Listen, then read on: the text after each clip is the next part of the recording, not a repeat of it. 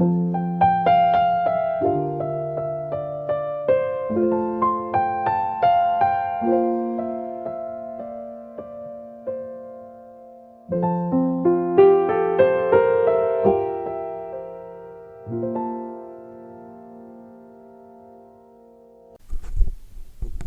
are you guys? Good? Good? How's summer?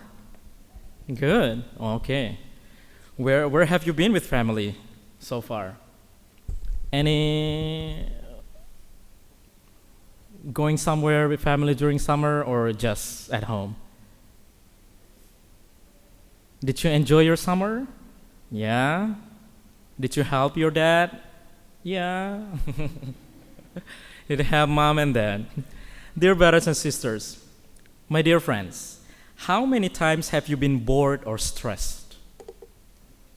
Open the fridge, for example, and stare at it, and you close it again, and then come back 5 minutes later hoping something new magically appeared. So, we do that because we're looking for something to satisfy us in the moment. No? But if you eat a bag of chips for dinner, or you might like burger or pizza, you might feel full for 20 minutes, but an hour later, you're starving again. So in our first reading, we heard that the prophet Isaiah asked a really sharp question. Why spend your money for that which is not bread, and your labor for that which is not satisfied? That's pretty interesting. If Isaiah were writing today, he might ask us as well, why spend so much energy chasing things that leave us empty? So we scroll through social media for hours looking, probably upload pictures, videos. How many likes already? To check in it. For validation, we stress ourselves out trying to fit in, or we chase achievements thinking that if I just get this, I will finally be happy. So those things are really a lot in our society right now. But like cheap snacks, those things were off fast. We finished, we might buy things again. So God is inviting us to something deeper than what we are looking for. So something real that actually fills our hearts. Not only our human needs, but also our spiritual needs. So, if you look at Jesus in today's gospel, he just received terrible news. You know, right? John the Baptist is the cousin of Jesus. So, when John the Baptist was killed, Jesus was grieving. That's why he tried to retreat himself, withdrew himself to a quiet place to pray. But the crowd followed him. So instead of getting annoyed or telling them to go away, the gospel says had compassion on them. So as evening came, the disciples panicked. They looked at the massive crowd of thousands of people, look at their empty pocket, and said to them, send them away. Because the disciple just looked at them as a problem that was way too big for them to solve. So have you ever felt like the disciples? If you encounter your friends who's not in her or his situation right now, maybe you look at the world's problems, your families, your friends, and ourselves, our mental health, and our think. Usually we think that I have nothing to offer here. This is too big for me. Let them figure it out by themselves. It's not my problem. It's not my business. But Jesus shows us something different. Then a young boy came forward with 5 loaves and 2 fish. In a crowd of thousands, 5 loaves and 2 fish is basically nothing. It's an embarrassing amount to offer. There's nothing there. How can we feed those people? But Jesus didn't mock the small offering. He took it. He gave thanks.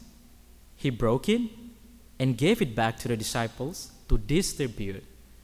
So, and not only was everyone fed, but there were 12 baskets of leftovers.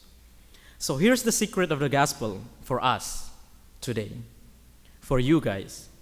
Jesus does not ask you to bring a total solution. He just asks you to bring what you have right now. You don't need to be the smartest.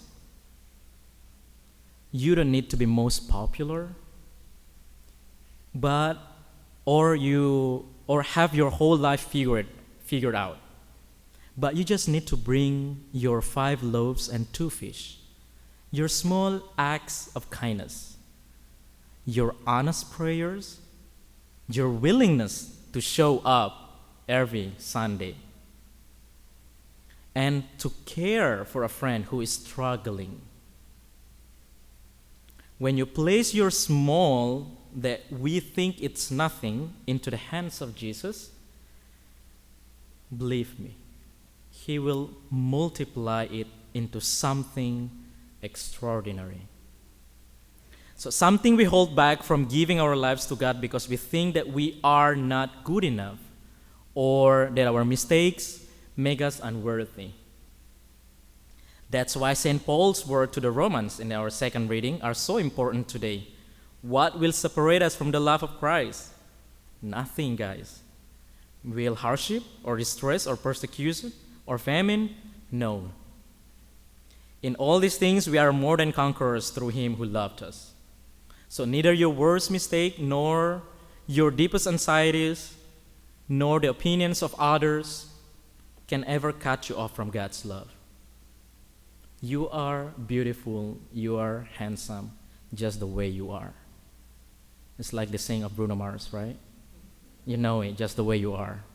So remember that.